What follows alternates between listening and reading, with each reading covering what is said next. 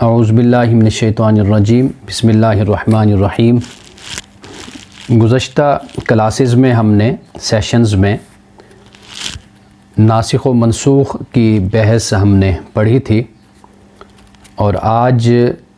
یہ تیسری فصل ہے دوسرے باب کی، اور یہ فصل ہے معرفت اسباب النزول، اسباب نزول کی معرفت میں کی پہچان میں یہ تیسری فصل ہے۔ یعنی باب دوم غرائب القرآن کے حوالے سے تھا۔ غرائب القرآن کے فہم میں جو مشکلات پیش آتی ہیں ان میں پہلی فصل تو ناسخ و منسوخ کی تھی جو ہم پڑھائے، اور اب دوسری فصل ہے اسباب نزول کی، جسے ہم شان نزول بھی کہتے ہیں۔ شان نزول کی پہچان، اس کی معرفت، یہ دوسرا مشکل مرحلہ ہے قرآن مجید کے مختلف مقامات کو سمجھنے میں۔ تو آج ہم یہاں سے اپنی بات ہم شروع کر رہے ہیں۔ حضرت شاہ ولی اللہ فرماتے ہیں وَمِنَ الْمَوَادِعِ الصَّعْبَةِ أَيْضًا مَعْرِفَةُ أَسْبَابِ النُّزُولِ، کہ مشکل مقامات میں سے نیز یہ بھی ایک مشکل مقام ہے اسباب نزول کی معرفت۔ اور اس کی وجہ کیا ہے؟ وَوَجْهُ الصُّعُوبَةِ أَيْضًا، اور اس کی مشکل ہونے کی وجہ یہ ہے، دشواری کی، اختلاف و اصطلاح المتقدمین والمتاخرین، متقدمین اور متاخرین کی اصطلاحات کا جو اختلاف ہے، یعنی اصطلاحی اختلافات، اس کی وجہ سے اسباب نزول کا جاننا کی معرفت مشکل ہو جاتی ہے، کیونکہ متقدمین اور متاخرین کا اس پر اختلاف ہے۔ یعنی صحابہ اور تابعین یہ متقدمین ہیں، اور پھر اس کے بعد آنے والے وہ متاخرین ہیں، ان میں اختلاف ہے اس کی تعریف کے بارے میں کہ اسباب نزول، شان نزول ہے کیا، اور اس کی اپلیکیشن کہاں کہاں پر ہوتی ہے۔ یہ اسی طرح جیسے ہم نے ناسخ و منسوخ کی بحث میں پڑھا کہ متقدمین اور متاخرین اس میں کیا فرق کرتے ہیں۔ اب بیان کرتے ہیں کہ معنی نازلت فی قضا عند المتقدمین، نازلت فی قضا کا معنی متقدمین کے نزدیک، یہ ہے اس کی سرخی، ہیڈنگ ہے اس کی، کہ نازلت فی قضا سے مراد متقدمین کیا لیتے ہیں۔ بیان کرتے ہیں کہ والذی یظہر من استقراء کلام الصحابۃ والتابعین رضی اللہ عنہم، کہ جو ظاہر ہوتا ہے، یعنی جو بات ظاہر ہوتی ہے یا جو نقطہ ظاہر ہوتا ہے، من استقراء کلام الصحابۃ والتابعین، صحابہ اور تابعین کے کلام کے استقراء سے، ان کا جائزہ لینے سے، ان کو دیکھنے سے، وہ یہ ظاہر ہوتا ہے کہ انہم کانوا لا یستعملون، کہ وہ نہیں استعمال کرتے تھے، یعنی اس کو نازلت فی قضا کو، لمجرد بیان الحادث الذی وقع فی زمانہ صلی اللہ علیہ وسلم وکان سببا لنزول الآیت، بل کہ وہ نازلت فی قضا کا مطلب یہ ہے کہ فلاں کے بارے میں یہ نازل ہوئی یہ آیت، یا کسی فلاں واقعے کے حوالے سے یا فلاں حادثہ کے حوالے سے یہ آیت نازل ہوئی، تو وہ اس لفظ کو نازلت فی قضا کو صرف اور صرف اس واقعے کے بیان کے لیے استعمال نہیں کرتے تھے کہ جو رسول اللہ صلی اللہ علیہ وسلم کے زمانے میں پیش آیا تھا، اور وہ سبب تھا آیت کے نزول کا۔ اور یہ جو بیان ہے کہ رسول اللہ صلی اللہ علیہ وسلم کے زمانے میں ہی کسی واقعہ کے حوالے سے، کسی حادثہ اور کسی وجہ سے آیت نازل ہوئی اس کی رہنمائی میں، اور اس کے حوالے سے حکم کو بیان کرنے کے لیے یا روکنے کے لیے یا رد کے لیے یا اس بات کے لیے، یہ متاخرین کے نزدیک صرف شان نزول کی ہی تعریف ہے کہ صرف اور صرف رسول اللہ صلی اللہ علیہ وسلم کے زمانے میں کوئی واقعہ ہوا اور وہ واقعہ اس پر جو آیت نازل ہوئی وہ واقعہ در حقیقت سبب نزول بن گیا اس آیت کا۔ لیکن متقدمین کیا مراد لیتے ہیں؟ ان کے نزدیک اس کا وسیع معنی ہے نازلت فی قضا کا، یعنی اس حوالے سے یا اس طرح یا اس بارے میں یا فلاں حوالے سے یہ آیت نازل ہوئی۔ تو یہ متاخرین تو مختصر یہ بات بیان کرتے ہیں، لیکن متقدمین کے ہاں اس کا وسیع معنی ہے۔ اب وہ وسیع معنی کیا ہے؟ اب حضرت شاہ ولی اللہ اس کو پوائنٹ کے ساتھ بیان کر دیتے ہیں۔ وہ یہ ہے کہ ربما یذکرون بعد ما صدقت علیہ الآیۃ، کہ بسا اوقات ایسا ہوتا ہے کہ یذکرون وہ بیان کرتے ہیں، وہ ذکر کرتے ہیں، کون؟ متقدمین، جس پر آیت صادق آتی ہے، یعنی جن واقعات کے حوالے سے یا جس واقعے پر آیت صادق آتی ہے ان میں سے بعد واقعات کو وہ ذکر کرتے ہیں۔ یعنی یہ بیان کرتے ہیں کہ مثال کے طور پر ایک آیت ہے اور اس آیت کے مختلف مصادیق، مختلف مصداق بنتے ہیں، تو ان میں سے وہ کسی کو بیان کر دیتے ہیں۔ یہ بھی ایک لحاظ سے ان کے نزدیک شان نزول، یعنی اب آگے کیا فرماتے ہیں؟ مما حدث فی زمانہ صلی اللہ علیہ وسلم او حدث بعدہ صلی اللہ علیہ وسلم، تو وہ واقعہ رسول اللہ صلی اللہ علیہ وسلم کے زمانے میں واقع ہوا یا پھر وہ واقعہ رسول اللہ صلی اللہ علیہ وسلم کے بعد وہ پیش آیا، تو وہ لیکن اس کا جو مصداق بناتے ہیں وہ یعنی دونوں صورتوں میں رسول اللہ صلی اللہ علیہ وسلم کے زمانے میں ہے اس آیت کا مصداق یا رسول اللہ صلی اللہ علیہ وسلم کے بعد کے زمانے میں ہے، تو دونوں طرح اس کے لیے پھر وہ کہتے ہیں کہ نازلت فی قضا، کہ یہ آیت فلاں واقعے میں اور فلاں واقعے میں یہ آیت نازل ہوئی ہے۔ اور یہ بھی ہے کہ ولا یلزم فی هذه الصورۃ انطباق جمیع القیود المذکورۃ فی الآیۃ بل یکفی انطباق اصل الحکم۔ اب وہ ضروری نہیں ہوتا کہ پورا انطباق صورت کا ہو، یعنی جو واقعہ بیان ہو رہا ہے اس کا پورا انطباق یعنی وہ بالکل صورت آیت اسی حوالے سے ہو، یہ ضروری نہیں ہے، بلکہ یہ دیکھا جاتا ہے کہ جو اصل حکم ہے اس کا انطباق ہو رہا ہے یا نہیں ہو رہا۔ یعنی مثال کے طور پر اب یہاں پر ایک مثال میں آپ کے سامنے رکھتا ہوں کہ جیسے یہ آیت کریمہ ہے تتجافی جنوبہم عن المضاجع، آیات کریمہ تو بہت ہیں لیکن ایک آیت میں آپ کے سامنے رکھ رہا ہوں کہ تتجافی جنوبہم عن المضاجع، یہ مومنین کا ذکر کیا کہ ان کے پہلو بستروں سے جدا رہتے ہیں، یا الف لام میم سجدہ ہے، اس کی آیت نمبر 16 ہے۔ اب حضرت انس بن مالک ایک روایت کے مطابق یہ ہے کہ اس سے مراد یہ آیت ان صحابہ کے بارے میں اتری ہے کہ جو مغرب اور عشاء کے درمیان نفل پڑھا کرتے تھے، کہ ان کے پہلو بستروں سے جدا رہتے ہیں۔ اور دوسری ایک روایت جو حضرت انس رضی اللہ تعالی عنہ سے ہی روایت ہے، مروی ہے، وہ کہتے ہیں کہ اس سے مراد وہ لوگ ہیں کہ جو عشاء کی نماز کے انتظار میں جاگتے رہتے تھے، کیونکہ ہماری طرح وہ جاگنے کی عادت نہیں تھی، دیہاتوں میں اب بھی لوگ مغرب کے بعد سو جاتے ہیں، اور ایسا بھی ہوتا ہے یعنی عشاء کی نماز کا بھی وقت نہیں ہوتا اور لوگ سو گئے۔ تو حضرت انس رضی اللہ تعالیٰ عنہ فرماتے ہیں، ایک دوسری روایت ہے آپ سے مروی ہے کہ یہ آیت اتری عشاء کی نماز کا جو انتظار کرتے تھے نا، جاگتے رہتے تھے صحابہ، یہ ان کے لیے اتری۔ جب بعد صحابہ یہ بھی کہتے ہیں کہ یہ آیت ان حضرات کے بارے میں نازل ہوئی تو جو تہجد گزار تھے۔ اب آپ دیکھیے کہ بات ایک ہی ہے، یعنی وہ بات یہ ہے کہ جاگنا اللہ کی عبادت کے لیے اور لیٹنا نہیں ہے، بستر سے اپنے پہلوؤں کو نہیں لگانا، یہ یعنی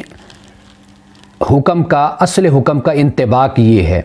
لیکن اس کی صورتیں مختلف ہو جاتی، یعنی تتجافی جنوبہم عن المضاجع سے اب یہ بھی مراد ہو سکتا ہے کہ مغرب عشاء کے درمیان نفل پڑھتے تھے ایک روایت دوسری یہ بھی ہے کہ عشاء کی نماز کے انتظار میں جاگتے رہتے تھے، اور بعض صحابہ کے نزدیک یہ بھی ہے کہ یہ آیت ان لوگوں کے بارے میں نازل ہوئی جو تہجد گزار تھے۔ یعنی اب شان نزول تو بظاہر ہمیں یہی معلوم ہوتا ہے کہ یہ مختلف ہے،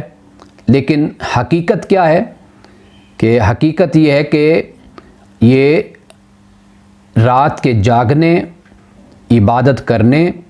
اور اللہ کی یاد میں اپنے وقت کو گزارنے سے متعلق ہو جاتی ہے۔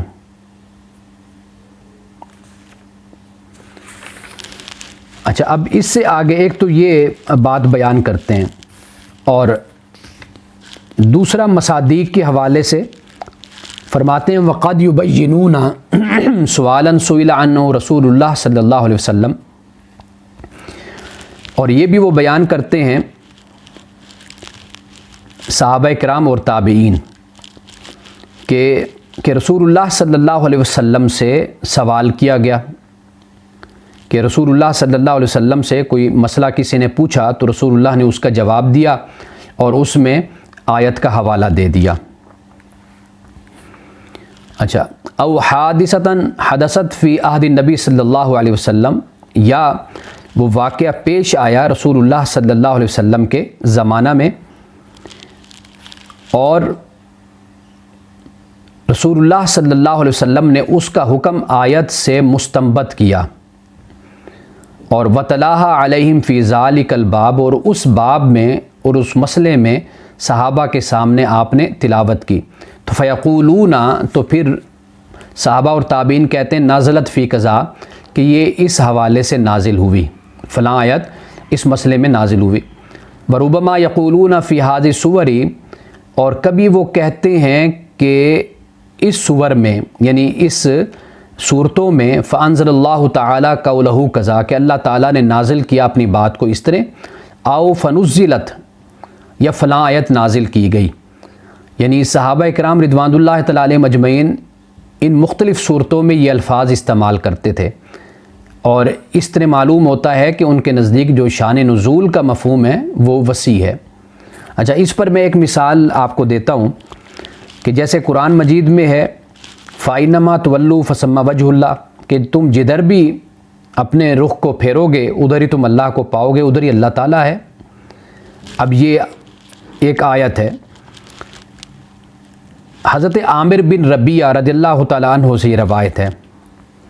کہ ہم اندھیری رات میں، تاریک رات میں ہم سفر کر رہے تھے، رسول اللہ صلی اللہ علیہ وسلم ہمارے ساتھ تھے، اور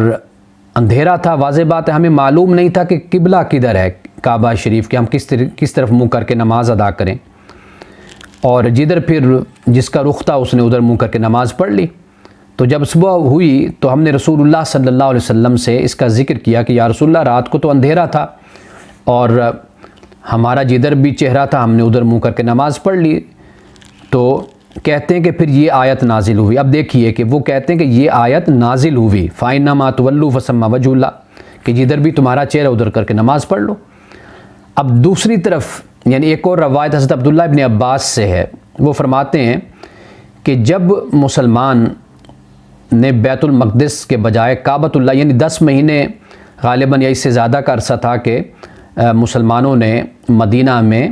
بیت المقدس کی طرف چہرہ کر کے نماز پڑھی، تو جب مسلمانوں نے کعبۃ اللہ کی طرف چہرہ کر کے نماز پڑھنا شروع کی، اللہ تعالیٰ نے یہ حکم نازل کیا۔ تو پھر مدینہ کے جو یہودی تھے انہوں نے اعتراض کیا کہ یہ کیوں ایسا کیا مسلمانوں نے، کہ وہ کیا وجہ ہے کہ جس وجہ سے مسلمانوں نے اپنا قبلہ بدل لیا ہے۔ پھر یہ آیت کریمہ نازل ہوئی وَلِلَّهِ الْمَشْرِقُ وَالْمَغْرِبُ فَأَيْنَمَا تُوَلُّوا فَثَمَّ وَجْهُ اللَّهِ، اللہ کے لیے مشرق اور مغرب ہے، پس جدھر بھی تم چہرہ کرو ادھر اللہ ہے۔ اب یہ در حقیقت اس کا یہ شان نزول ہے۔ حضرت عامر بن ربیعہ کا جو یہ کہنا ہے نا کہ یہ آیت اس واقعے پہ نازل ہوئی، وہ نہیں ہے، اس لیے کہ وہ اگر یہ الفاظ استعمال کر رہے ہیں تو متقدمین یعنی صحابہ و تابعین اس طرح وسیع معنی میں لفظ کو استعمال کرتے تھے، یعنی شان نزول بیان کرتے تھے، لیکن حقیقتاً وہ نہیں ہوتا تھا۔ یعنی اب یہاں پر دیکھیے کہ حضرت عبداللہ ابن عباس جو بیان کر رہے ہیں در حقیقت یہ شان نزول بنتا ہے، کیونکہ یہودیوں کا کہنا تھا کہ بھئی بیت المقدس کی طرف منہ کر کے نماز نہیں پڑھ رہے، مغرب کی طرف، مشرق کی طرف انہوں نے منہ کر لیا، تو یہ آیت کریمہ نازل ہوئی کہ مشرق و مغرب اللہ کا ہی ہے، اگر ادھر چہرہ کر کے نماز پڑھتے تھے تو وہ بھی ٹھیک تھا، اب اللہ تعالیٰ نے حکم بدل دیا، اب مغرب کی طرف مشرق کی طرف اگر چہرہ کر کے نماز پڑھ رہے ہیں تو یہ اللہ کا حکم ہے، تو لہٰذا جدھر بھی چہرہ کرو ادھر اللہ ہے۔ یہ یعنی ان کو بتایا یہود کو کہ اب اللہ کا حکم بدل چکا ہے، مشرق و مغرب ہو وہ اللہ ہی کی مشرق و مغرب ہے، اب مشرق کی طرف مغرب کی طرف چہرہ کر کے نماز پڑھو یا مشرق کی طرف، تو مغرب میں بھی اللہ ہی تھا، مشرق میں بھی اللہ ہی ہے۔ اب یہ شان نزول ہے۔ لیکن جو حضرت عامر بن ربیعہ صحابی جو یہ کہتے ہیں کہ رسول اللہ نے جو ہمیں پھر جواب دیا، یعنی جب ہم نے رسول اللہ سے ذکر کیا تو رسول اللہ نے فرمایا فَأَيْنَمَا تُوَلُّوا فَثَمَّ وَجْهُ اللَّهِ، ادھر بھی چہرہ کرو ادھر اللہ ہی ہے، ادھر بھی چہرہ کر کے نماز پڑھ لو۔ یعنی یہ بتا دیا کہ کبھی ایسا مسئلہ پیش آ جاتا ہے جیسے انسان تاریکی میں اندھیرے میں ہے اور لائٹ نہیں ہوتی، تو انسان تحری کر لیتا ہے، اپنا اندازہ کر لیتا ہے کدھر قبلہ ہو سکتا ہے، ادھر چہرہ کر کے نماز پڑھ لے۔ یعنی ایک لحاظ سے صحابہ کو اس بات کی تسلی رسول اللہ نے دے دی کہ بھئی تمہاری نماز ہو گئی، وہ ایک مجبوری تھی جو تمہاری استطاعت تھی، اس کے مطابق تم نے نماز کو ادا کر دیا۔ تو اگر اب یہاں پر حضرت عامر بن ربیعہ یہ کہتے ہیں کہ یہ آیت، تو پھر یہ آیت نازل ہوئی، تو یعنی وہ کہنا یہ چاہتے ہیں کہ رسول اللہ صلی اللہ علیہ وسلم نے اس آیت سے یہ استنباط کر کے اس مسئلے کو بیان کر دیا۔ تو اس طرح حضرت شاہ ولی اللہ بیان کر رہے ہیں کہ صحابہ اور تابعین یعنی متقدمین وہ اس طرح سبب نزول کو، شان نزول کو وسیع معنی میں بیان کرتے تھے۔ آگے خود حضرت شاہ ولی اللہ بیان کرتے کہ وَكَأَنَّهُ إِشَارَةٌ إِلَىٰ أَنَّ اسْتِنبَاطَهُ صلی اللہ علیہ وسلم ذَلِكَ الْحُكْمَ مِنَ الْآيَةِ، گویا کہ یہ اشارہ ہے کہ رسول اللہ صلی اللہ علیہ وسلم نے یہ حکم آیت سے مستنبط کیا، ڈیرائیو کیا، یا پھر یہ ہے کہ وَإِلْقَاءَهَا فِي تِلْكَ السَّاعَةِ فِي خاطر المبارک أيضاً، اور یا پھر دوسری یہ بھی صورت ہم کہہ سکتے ہیں کہ رسول اللہ صلی اللہ علیہ وسلم کے دل پہ اللہ سبحانہ وتعالیٰ نے خاطر مبارک پہ اللہ نے اس کا القاء کر دیا، اس گھڑی جب وہ مسئلہ پیش آیا اس کا القاء کر دیا۔ نعم من الوحی والنفس علی فی الروح، تو پھر گویا کہ یہ وحی میں سے ہو گیا، وحی کی قسم میں سے ایک قسم ہو گئی یہ القاء، والنفس فی الروح، دل میں بات کا یہ ڈالنا، یہ بھی تو یعنی ایک وحی کی صورت بن جاتی ہے۔ فَلِذَلِكَ يُمْكِنُ أَن يُقَالَ، تو اس لیے ممکن ہے کہ کہا جا سکتا ہے کہ یہ ممکن ہے کہ فَأُنزِلَتْ، پس نازل کی گئی، وَلَوْ عَبَّرَ أَحَدٌ عَنْ ذَلِكَ بِتَكْرَارِ نُزُولِ الْآيَةِ لَكَانَ لَهُ مَسَاغٌ أَيْضًا، کہتے ہیں اگر کوئی یہ خیال کرتا ہے، تعبیر کرتا ہے کہ یہ آیت کے نزول کا تکرار ہے، ریپیٹیشن ہے، یعنی ادھر بھی اللہ نے اسی آیت کو نازل کیا، یہاں پر بھی نازل کیا، تو کہتے ہیں کہ اس کی بھی گنجائش ہے، جیسے ابھی بیان کر دیا۔ یا تو یہ ہے کہ رسول اللہ صلی اللہ علیہ وسلم نے اس آیت سے استنباط کیا، ڈیرائیو کیا یہ مسئلہ، جس طرح حضرت عامر بن ربیعہ نے جب پوچھا آپ سے، کبھی رات کو تو اندھیرا تھا، ہم نے جدھر چہرہ تھا نماز پڑھ لی، تو رسول اللہ نے استنباط کیا کہ بھئی جدھر بھی چہرہ کرو ادھر اللہ ہے، یہ ایک استثنائی صورت آپ نے بیان کر دی۔ دوسری صورت یہ بھی ہے کہ رسول اللہ صلی اللہ علیہ وسلم نے جب یہ جواب دیا تو اس وقت اللہ نے القاء فرمایا ہو، آپ کو وحی ہوئی ہو،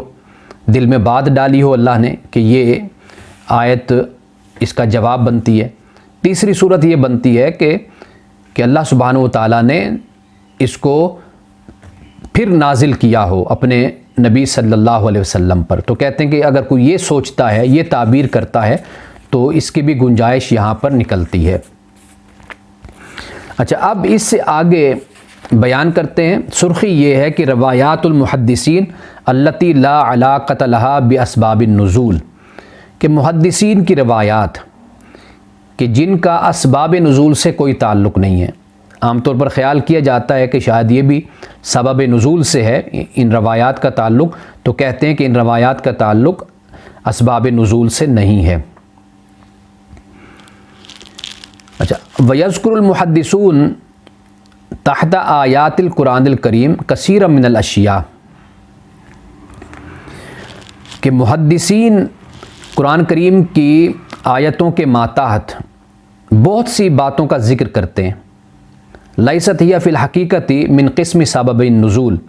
لیکن وہ سبب نزول کی اقسام میں سے حقیقت میں نہیں ہوتے۔ اب اس کی مثالیں دیتے ہیں۔ تقریباً یہاں پر حضرت شاہ ولی اللہ نے 8 مثالیں دی ہیں، بیان کیا ہے۔ پہلا، استشہاد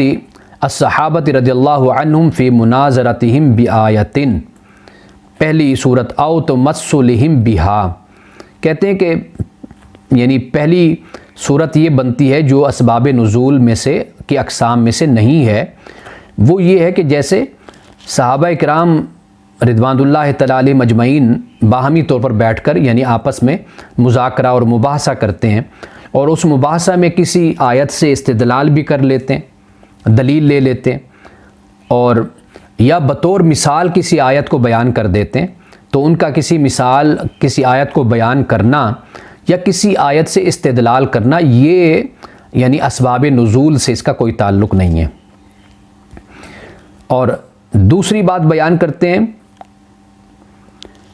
او تلاوتی صلی اللہ علیہ وسلم آیتن للاستشہاد فی کلامہ شریف، کہ رسول اللہ صلی اللہ علیہ وسلم یعنی وہ روایات کہ جن میں رسول اللہ صلی اللہ علیہ وسلم نے استدلال کے طور پر کسی آیت کی تلاوت کر دی، کوئی مسئلہ ہوا تو رسول اللہ نے آیت کی تلاوت کر دی، تو کہا کہ یہ بھی اسباب کے نزول میں سے نہیں ہے، اسباب نزول میں سے یعنی سبب نزول کی اقسام میں سے نہیں ہے یہ بھی۔ تیسرا بیان کرتے ہیں، اور روایت حدیث یوافق الآیت فی اصل الغرض، یا پھر یہ ہے کہ روایات یعنی جو محدثین بیان کرتے ہیں، جو کسی آیت کے حوالے سے ان کو روایات کو نقل کیا گیا ہے، اور اس روایت میں وہ مضمون بھی شامل ہے جو آیت میں مضمون بیان ہے، تو کہتے ہیں کہ یہ بھی تیسری قسم ہو گئی، یعنی کہ جو یعنی تیسری مثال ہو گئی جو سبب نزول کی اقسام میں سے نہیں ہے۔ اب اس کے بعد چوتھی، او تعیین موضع النزول، یعنی وہ روایات کہ جن میں آیت کے نازل ہونے کا جو مقام ہے اس کا تذکرہ ہوا، کسی بھی حدیث میں، کسی بھی روایت میں، کسی بھی صحابی سے منقول ہو گیا، تو وہ کوئی سبب نزول کی اقسام میں سے یہ کوئی قسم نہیں ہے۔ اچھا، اب اس سے آگے، او تعیین اسماء المذکورین فی الآیت بطریق الابہام، یا پھر یہ ہے کہ آیت میں مجمل طور پر یعنی وہ روایات جو محدثین نے بیان کی ہیں ان میں ناموں کا بیان ہے، ناموں کا ذکر کیا گیا ہے، جبکہ آیت میں نام کا ذکر نہیں ہے، وہ مجمل ہے وہاں پر، یعنی اس کا ابہام ہے، مبہم رکھا گیا ہے، لیکن روایات میں ناموں کا ذکر کر دیا گیا، تو یہ بھی سبب نزول کی اقسام میں سے نہیں، یہ یعنی یہ 5ویں قسم بیان کر رہے ہیں۔ جیسے مثال کے طور پر اہل کتاب کہا گیا،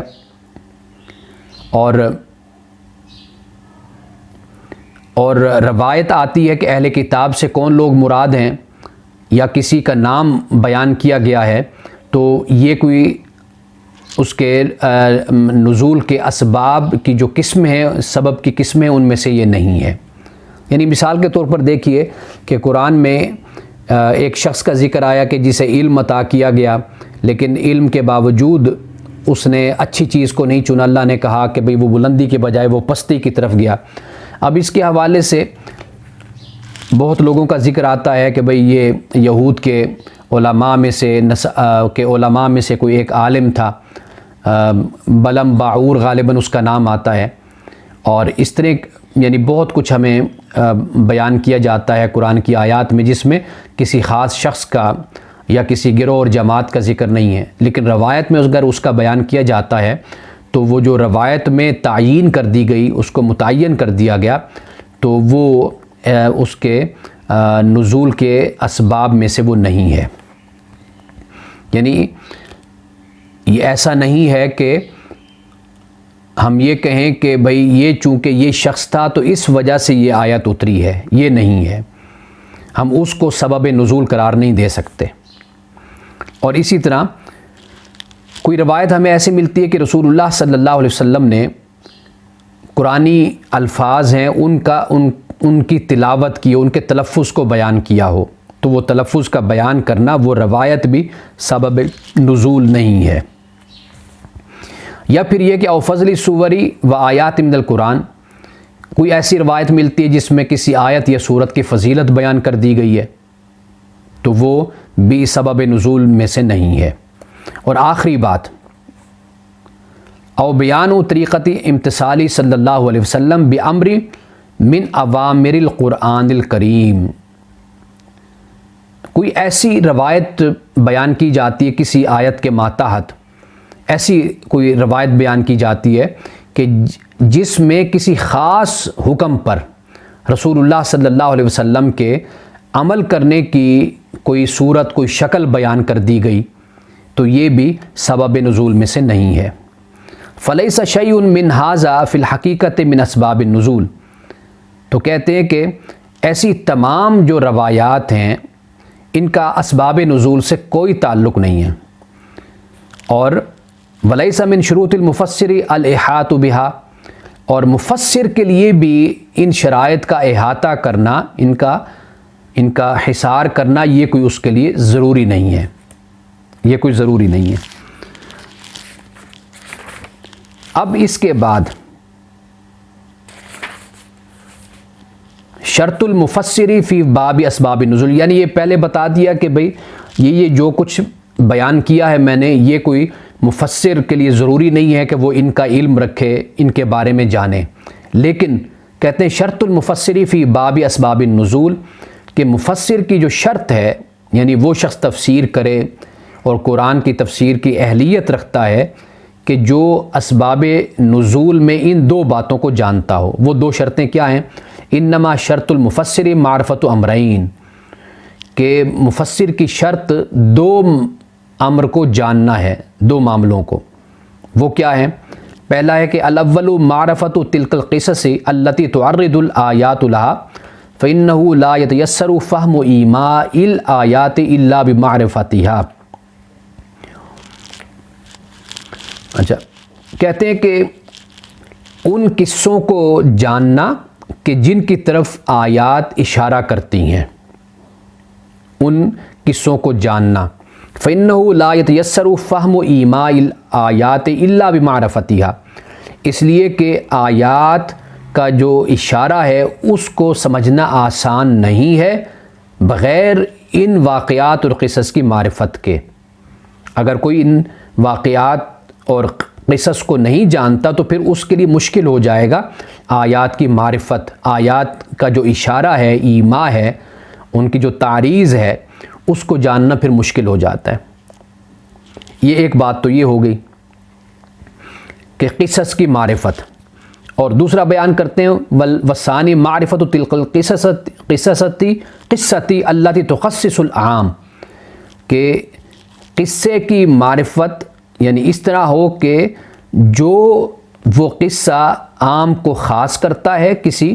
عام حکم ہے اس کو خاص کرتا ہے، اس کا پتہ ہونا چاہیے۔ او نحو ذالک من وجوہ صرف الکلام عن الظاہر، یا دوسری کوئی وجوہات ہیں ان کی معرفت جو کلام کو ظاہر معنی سے پھیر دیتے ہیں۔ یہ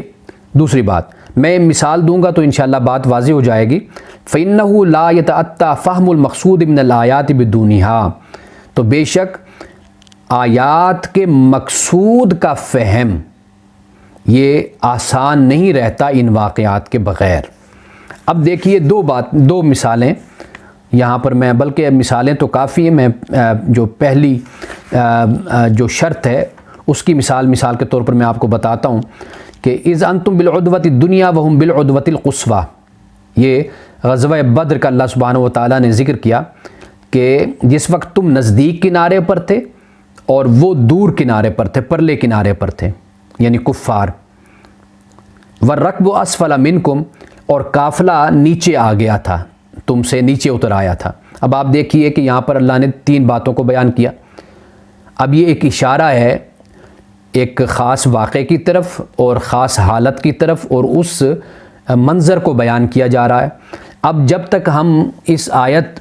کے منظر کو نہیں جانیں گے اور اس کی وضاحت کا ہمیں علم نہیں ہوگا کہ یہ اشارہ کس بات کی طرف کیا جا رہا ہے، تو ہمیں یہ آیت سمجھ نہیں آئے گی. اور اسی طرح پہلے ہم بات کر چکے وَلِلَّهِ الْمَشْرِقُ وَالْمَغْرِبُ فَأَيْنَمَا تُوَلُّوا فَثَمَّ وَجْهُ اللَّهِ، کہ یہاں پر اللہ نے فرمایا کہ مشرق و مغرب اللہ کے لیے، بس جدھر بھی تم اپنا چہرہ کرو گے تو ادھر اللہ ہی ہے. اب اس پر ہم پہلے بات کر کے آئے ہیں کہ اگر ہم صرف اس آیت کو دیکھ لیں تو رسول اللہ صلی اللہ علیہ وسلم نے پھر اس کی جو وضاحت کر دی اس سے ہمیں بات سمجھ آ گئی. ورنہ ہوتا اس طرح ہے کہ سمجھ تو یہ آتی ہے کہ بس ٹھیک ہے جدھر چاہو چہرہ کر کے نماز پڑھ لو، اس سے نتیجہ تو یہ نکلتا ہے. یعنی جو پہلی بات بیان کی کہ مفسر کی شرط ہے وہ یہی ہے کہ ان قصوں کی معرفت کہ جو جن کی طرف آیت اشارہ کرتی ہے، اور آیات کا کے اشارے کا فہم آسان نہیں ہے، یعنی سمجھنا مشکل ہو جاتا ہے اگر واقعات اور قصص کی معرفت نہ ہو. یہ پہلی شرط ہو گئی. اس کے لیے میں نے یہ آپ کو مثال دی، یعنی 2 مثالیں میں نے آپ کو دے دیں. ایک تو مثال یہ ہو گئی، یعنی اذ انتم بالعدوۃ الدنیا وهم بالعدوۃ القصویٰ والرکب اسفل منکم، یہ غزوہ بدر کے حوالے سے. اچھا، اب دوسرے جو ہے وہ یہ ہے کہ خاص عام کو خاص کرنا، یعنی ایک قصہ ہے جو عام کو خاص کر رہا ہے، یا دوسری وجوہات ہیں ان کی بھی معرفت ضروری ہے جو کلام کو ظاہر معنی سے پھیر دیتا ہے. یعنی ایک آیت مثلا میں پڑھتا ہوں، اس کا ظاہر معنی جو ہمیں سمجھ آتا ہے وہ مختلف ہوتا ہے، لیکن جب ہم اس کو دیکھتے ہیں، اس کی دیگر وجوہات کی معرفت حاصل کرتے ہیں، تو پھر ہمیں سمجھ آتی ہے کہ ہاں یہ اس آیت سے تو یہ معنی مراد ہے. مثال کے طور پر جیسے فرمایا لیس علی الذین آمنوا وعملوا الصالحات جناح فیما طعموا اذا متقوا وآمنوا وعملوا الصالحات، ان لوگوں پر گناہ نہیں جو ایمان لائے اور اچھے کام کیے. کیا گناہ نہیں؟ کہ اس میں جو انہوں نے کھایا، اذا متقوا، کہ جب کہ وہ اللہ سے ڈرتے رہے، وآمنوا، ایمان لائے، وعملوا الصالحات، اور انہوں نے نیک کام کیا. اب یہ آیت کریمہ ہے. اب دیکھیے کہ اس کی تعمیم، اس کا عام ہونا یہ بتاتا ہے کہ ٹھیک ہے کہ مسلمان اگر ایمان لے آیا ہے اور وہ اچھے کام کر رہا ہے، ایمان لے آیا اور اچھے کام کر رہا ہے، تو بے شک وہ پھر اس پر کوئی گناہ نہیں ہے کہ ایمان بھی لایا اور اچھے کام بھی اس نے کر لی. اب بے شک پھر وہ کوئی شراب پی لیتا ہے، تعیمو سے مراد، یا کوئی ایسے سور، کوئی خنزیر، کوئی ایسی چیز کھا لیتا ہے کوئی چیز، تو کوئی مسئلہ نہیں ہے کہ ایمان لے آیا، اس نے اچھے کام کر لیے ہیں، تو لہٰذا کوئی مسئلہ نہیں ہے اگر کوئی غلط چیز کھا لیتا ہے، حرام چیز کھا لیتا ہے، اور متقی بھی ہے، یعنی اس نے تقوی بھی اختیار کیے رکھا، وہ ایمان بھی لایا اور اعمال صالحہ بھی وہ بجا لاتا رہا. اس آیت سے تو یہی بات سمجھ آ جاتی ہے کہ کوئی اس میں گناہ نہیں، کوئی حرج نہیں ہے. لیکن جب ہم اس کا پس منظر ہم دیکھتے ہیں وہ یہ ہے کہ اللہ سبحانہ و تعالیٰ نے یہ آیت نازل کی اس کے بعد جب شراب کو حرام اور جوے کو حرام قرار دے دیا، اس لیے کہ اس کا جو نزول کا سبب ہے وہ یہ ہے کہ بعد میں صحابہ کے ذہن میں یہ سوال پیدا ہوا کہ جو لوگ دنیا سے چلے گئے اور وہ جب حکم ابھی حرمت کا نہیں اترا تھا، شراب کی حرمت کا، جوے کی حرمت کا، تو وہ اس زمانے میں مسلمان تھے اور اچھے کام بھی انہوں نے کیا اور وہ جوا بھی کھیلتے رہے یا وہ شراب بھی پیتے رہے، تو ان کے بارے میں کیا ہوگا کہ کیا ان کو آخرت میں عذاب دیا جائے گا، کوئی پوچھ گچھ ہوگی، کوئی سوال ہوگا یا نہیں ہوگا. تو اس بارے میں یہ اللہ سبحانہ و تعالیٰ نے فرمایا کہ ان پر کوئی گناہ نہیں جو ایمان لائے اور اچھے کام کیے، اس میں سے جو انہوں نے کھایا. یعنی ٹھیک ہے اس وقت تو وہ مکلف بھی نہیں تھے نا، پابند بھی نہیں تھے، یہ اس کا پس منظر ہو گیا. لیکن اگر آپ دیکھیے کہ اگر صرف اس کو ویسے پڑھ لیا جائے تو اس سے یہی بات سمجھ آتی ہے کہ ایمان اور عمل صالح کے بعد اگر کوئی حرام کھا لیتا ہے تو اس پر کوئی حرج نہیں، کوئی گناہ نہیں ہے اس پر۔ اور اسی طرح یہ جو دوسری بات میں نے بیان کی، یعنی عموم میں تخصیص کے حوالے سے، اس کی مثال وہی بن جاتی ہے کہ وَلِلَّهِ الْمَشْرِقُ وَالْمَغْرِبُ فَأَيْنَمَا تُوَلُّوا فَثَمَّ وَجْهُ اللَّهِ۔ یہاں پہ فرمایا کہ مشرق و مغرب اللہ کے لیے،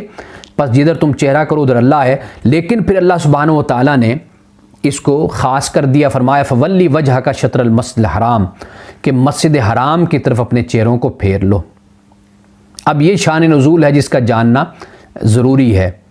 اور اس سے کیا ہو گیا؟ اس سے ہو گیا کہ جو عام ہے اس کو اللہ تعالیٰ نے خاص کر دیا۔ اور جو دوسری مثال میں نے دی وہ آپ یوں سمجھ لیجئے کہ جو ظاہر آیت سے مفہوم سمجھ آتا ہے،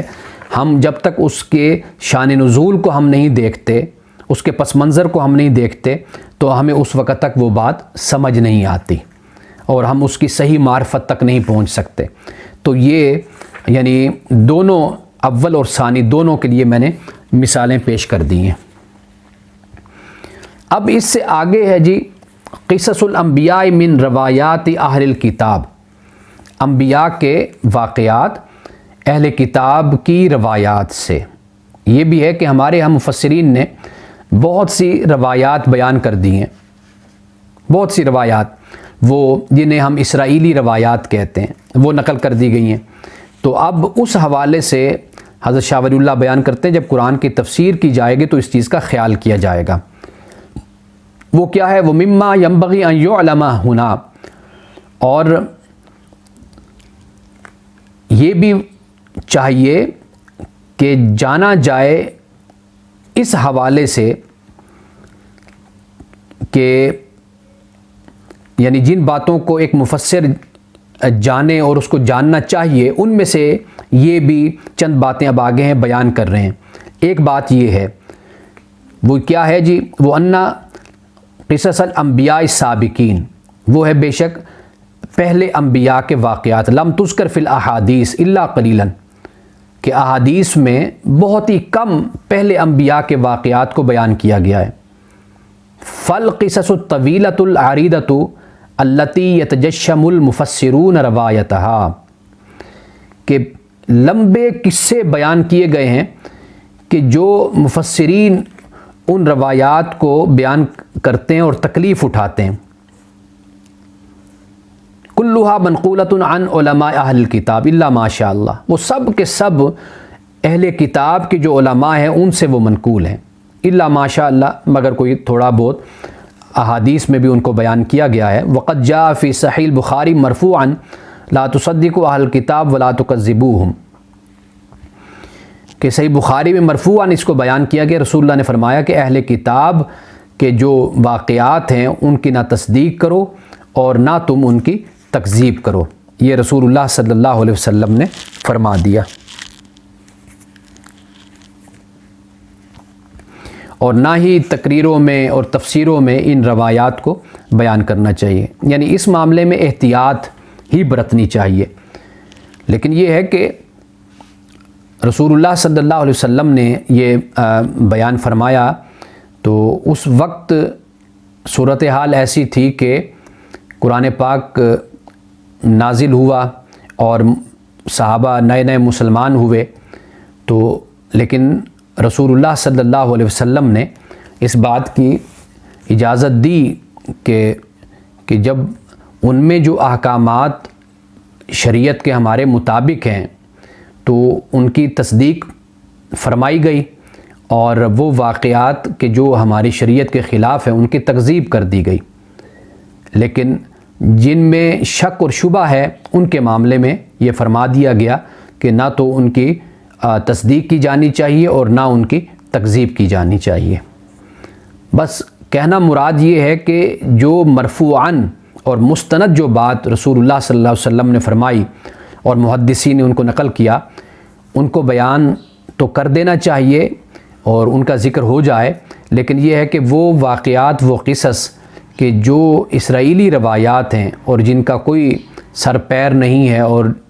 رسول اللہ صلی اللہ علیہ وسلم نے بھی ان کو بیان نہیں کیا،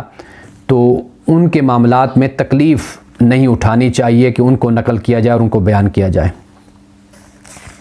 یہ فرمایا۔ اب اس سے آگے ہے ایک اور معنی بیان کر رہے ہیں، معنی آخر لقولہم، کہ تابعین اور صحابہ کرام یعنی یہ جو لفظ بولا کرتے تھے کہ نازلت فی قضا، کہ اس بارے میں نازل ہوئی فلاں آیت، اس حوالے سے نازل ہوئی، تو اب اس کا ایک اور معنی بیان کر رہے ہیں۔ وہ کیا ہے جی؟ وہ کہتے ہیں وَلْيُعْلَمْ، اور چاہیے کہ جانا جائے نیز یہ بھی، ان صحابۃ و تابعین رضی اللہ عنہم، کہ بے شک صحابہ اور تابعین کانوا یذکرون قصصا جزیۃ لبیان مذاہب المشرکین والیہود، کہ صحابہ اور تابعین قصے کو جزوی طور پر بیان کرتے تھے مشرکین اور یہود کے مذاہب کی وضاحت میں، یعنی ان کے جو مذاہب ہیں ان کے بیان کے لیے قصے کو جزوی طور پر بیان کرتے تھے۔ وعاداتہم الجاہلیت، اور ان کی جاہلانہ جو عادات تھیں ان کی وضاحت کے لیے بیان کرتے تھے۔ لتتضح بها عقائدہم وتقالیدہم، اور وہ اس لیے بیان کرتے تھے تاکہ ان واقعات اور ان قصص کے ذریعے سے ان کے عقائد کو اور ان کی جو رسومات ہیں مذہبی وغیرہ ان کو بیان کر دیں، واضح کر دیں۔ وَيَقُولُونَ، اور وہ کہتے تھے نازلت الآیۃ فی قضا، کہ آیت اس حوالے سے نازل ہوئی۔ یعنی اب آپ دیکھیے کہ یہاں پر وہ یہ کہہ رہے ہیں کہ یہ آیت اس حوالے سے، اس مسئلے کے حوالے سے، اس حوالے سے نازل ہوئی، یہ لفظ استعمال کرتے تھے، لیکن اس سے ہرگز یہ مطلب نہیں تھا کہ یہ آیت اس خاص واقعے کو بیان کرنے کے لیے نازل ہوئی یا خاص واقعے پر نازل ہوئی۔ وَيُرِيدُونَ بِذَلِكَ، اور ان کا جو اس سے مقصود ہوتا تھا وہ یہ ہوتا تھا کہ انہا نازلت فی مثلی ہذہ، کہ یہ آیت نازل ہوئی ہے اسی طرح کے قصے سے متعلق، سواء برابر، یعنی یہ بات برابر ہے، یعنی کانت تلک بعینہا، کہ یہ بعین ہی یعنی اس قصے کے حوالے سے نازل ہوئی، او ما شابہہا، یا ان کی اس کے مشابہ ہے، او ما قاربہا، یا اس کے قریب ہے۔ یعنی یہ اس طرح ممکن ہے کہ اسی واقعے کے حوالے سے ہی یہ آیت اتری ہو، ممکن ہے کہ اس سے مشابہ ہو، ممکن ہے اس کے قریب قریب ہو۔ وَيَقْصُدُونَ إِظْهَارَ تِلْكَ الصُّورَةِ، اور ارادہ ان کا یعنی قصد وہ یہ کرتے ہیں، وہ صورت کو بیان کرنے کا، یعنی جو اس وقت حالات ہیں اس کو بیان کرنے کا ان کا ارادہ ہوتا ہے، نہ لا خصوص القصص، نہ کہ قصوں کی خصوصیت کو، یعنی مخصوص اس قصے کو بیان کرنا مقصود نہیں ہوتا، حالات کو بیان کرنا مقصود ہوتا ہے۔ بل یذکرونہا، بلکہ وہ ان قصوں کو بیان کرتے ہیں، لأجلی ان ہذہ صورۃ صادقۃ لتلک الامور الکلیۃ، بلکہ وہ ان قصوں کو بیان کرتے ہیں کس مقصد کے لیے؟ کہ تمام امور معاملات کے متعلق ایک صحیح نقشہ، ایک صحیح صورت وہ سامنے آ جائے، سامنے لانے کے لیے، اس لیے وہ اس قصے کو بیان کرتے ہیں۔ وَلِهَذَا تَخْتَلِفُ أَقْوَالُهُمْ فِي كَثِيرٍ مِّنَ الْمَوَاضِعِ، اس لیے بہت سے مواقع پر، مقامات پر ان کے اقوال مختلف ہو جاتے ہیں۔ وَكُلُّ يَجُرُّ الْكَلَامَ إِلَى جَانِبِهِ، اور ہر مفسر کلام کو اپنی طرف ایک علیحدہ دوسری طرف کھینچتا ہے، یعنی کوئی اور صورت بیان کرے گا، کوئی اور مفسر کوئی اور صورت کو بیان کرے گا۔ وَقَصَدُهُمْ فِي الْحَقِيقَةِ وَاحِدٌ، لیکن ان کا مقصد ایک ہی ہوتا ہے۔ وَإِلَىٰ هَٰذِهِ النُّقْطَةِ أَشَارَ أَبُو الدَّرْدَاء، اور یہ وہ ایک نقطہ ہے جس کی طرف حضرت ابو درداء نے اشارہ کیا۔ وہ کیا کہا انہوں نے؟ حیث قال، کہ انہوں نے کہا لا يكون الرجل فقيها حتى يحمل الآية الواحدة على محامل متعددة، کہ کوئی شخص بھی فقیہ نہیں ہو سکتا اس وقت تک کہ جب تک وہ ایک آیت کو محمول نہ کرے متعدد مقامات پر، یعنی آیت ایک ہے لیکن اس سے متعدد مقامات پر اس آیت کو وہ محمول کر رہا ہے۔ یہ حضرت ابو درداء رضی اللہ تعالیٰ عنہ نے یہ فرمایا۔ اب یعنی ایک مثال میں آپ کے سامنے رکھتا ہوں، بخاری شریف کی یہ کہ روایت ہے کہ حضرت عائشہ صدیقہ سے یہ مروی ہے کہ ان رجلا کانت لہو یتیمۃ فنکحھا، ایک مرد تھا کہ اس کے پاس ایک یتیم لڑکی تھی، تو اس نے اس سے نکاح کر لیا، اور اس لڑکی کا ایک باغ تھا، اور اس وجہ سے اس نے اس لڑکی کو روک رکھا تھا، جبکہ اس کو اس لڑکی سے کوئی رغبت نہیں تھی، کوئی توجہ اس کی طرف نہیں تھی، لیکن صرف باغ کی وجہ سے بس اس کو اپنے پاس رکھا ہوا تھا۔ فنازلت فیہ، تو پھر اس میں نازل ہوئی وَإِنْ خِفْتُمْ أَلَّا تُقْسِطُوا فِي الْيَتَامَىٰ فَانكِحُوا مَا طَابَ لَكُم مِّنَ النِّسَاءِ، اور اگر تمہیں خوف ہو کہ تم انصاف نہیں کرو گے یتیموں کے معاملے میں، تو پھر تم نکاح کر لو جو تمہیں پسند ہو عورتوں میں سے۔ اب دیکھیے، یہ آیت نازل تو اس حوالے سے نہیں ہوئی، لیکن حضرت عائشہ صدیقہ رضی اللہ تعالیٰ عنہ یہاں پہ فرماتے ہیں فنازلت، کہ پھر یہ نازل ہوئی، یعنی مطلب یہ ہے کہ اللہ سبحانہ و تعالیٰ نے جب بھی کوئی شخص رسول اللہ کے زمانے میں ہے یا بعد میں ہے، اس کو اگر وہ اس طرح زیادتی کرتا ہے کسی یتیم کے ساتھ، یتیم بچی کے ساتھ کسی حوالے سے، اس کو یہ آیت کریمہ بتائی جائے، اس کو کہا جائے کہ دیکھو اللہ کا حکم کیا ہے۔ اللہ نے کہا کہ اگر تمہیں ڈر ہے کہ تم انصاف نہیں کر پاؤ گے تو پھر تم اس کو چھوڑ دو، یا پھر یہ ہے کہ فَانكِحُوا مَا طَابَ لَكُم مِّنَ النِّسَاءِ، یعنی اب اگر اس آیت کا انطباق کریں، پورا اس کو اپلائی کریں، تو پوری اپلائی تو اس واقعے پر نہیں ہوتی، لیکن جزوی طور پر دیکھا جائے تو ایک بات ہمارے سامنے آ جاتی ہے کہ کسی ایک معصوم کو، مظلوم کو اپنے قبضے میں رکھنا صرف باغ کی وجہ سے، اپنی لالچ میں، تو یہ ایک لحاظ سے اس بچی کے ساتھ زیادتی ہے، ناانصافی ہے، ظلم ہے۔ تو لہٰذا اللہ تعالیٰ نے حکم دیا ہے کہ بھائی جو تمہیں پسند ہے ان سے شادی کر لو، تو تم نے اس کو کیوں خام خواہ اپنے جبر میں رکھا ہوا ہے؟ تو یعنی کہ آپ دیکھیے کہ مکمل انطباق تو نہیں ہے کلی، لیکن جزوی طور پر اس سے یہ بات واضح ہو گئی۔ اب اس کے بعد یہ بہت لمبا پیراگراف ہے، میرا خیال ہے کہ ہم اس کو آئندہ ہی سیشن میں رکھیں، کیونکہ اس میں حضرت شاہ ولی اللہ نے کافی آیات بیان کی ہیں۔ مثال کے طور پر اس کی ہیڈنگ ہے کہ صورت قصۃ ولا قصۃ لہا، کہ قصے کی صورت تو موجود ہے لیکن قصہ نہیں ہے۔ یعنی اللہ سبحانہ و تعالیٰ نے قرآن مجید میں مثال کے ذریعے سے بات کی ہے،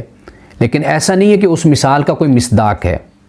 یا اللہ سبحانہ و تعالیٰ نے کسی بات کو اجر کے حوالے سے بیان کیا ہے، ثواب کے حوالے سے بیان کیا ہے۔ ضروری نہیں ہے کہ اس کا بالکل ویسا کا ویسا کوئی مصداق موجود ہو، لیکن کئی دفعہ ایسا بھی ہو سکتا ہے اتفاقاً کہ ارادہ تو نہیں تھا لیکن وہ اس جیسا ہو گیا، یہ علیحدہ بات ہے، لیکن یہ نہیں ہے کہ رسول اللہ صلی اللہ علیہ وسلم کے زمانے میں ضرور اس کا کوئی مصداق اور اس کی کوئی مثال موجود ہو، تو اس لیے اللہ سبحانہ و تعالیٰ نے اس کو بیان کیا ہے۔ یعنی اس کی جو ہیڈنگ ہے، اس کی جو سرخی ہے، وہ یہی ہے صورت قصۃ، کہ قصے کی، واقعے کی صورت اور شکل تو ہے، ولا قصۃ لہا، لیکن وہاں پر کوئی قصہ نہیں ہے، کوئی واقعہ نہیں ہے۔ تو یہاں پہ ہم اختتام کر لیتے ہیں، کیونکہ جو آگے مثالیں دی ہیں وہ بہت زیادہ مثالیں ہیں، اور تقریباً اس کے لیے پھر ہمیں آدھ گھنٹہ پونا گھنٹہ مزید اس پر ہمیں چاہیے ہوگا، تو اس لیے یہاں سے ہم انشاءاللہ تعالی آئندہ سیشن میں ہم گفتگو شروع کریں گے۔ وآخر دعوانا الحمدللہ رب العالمین۔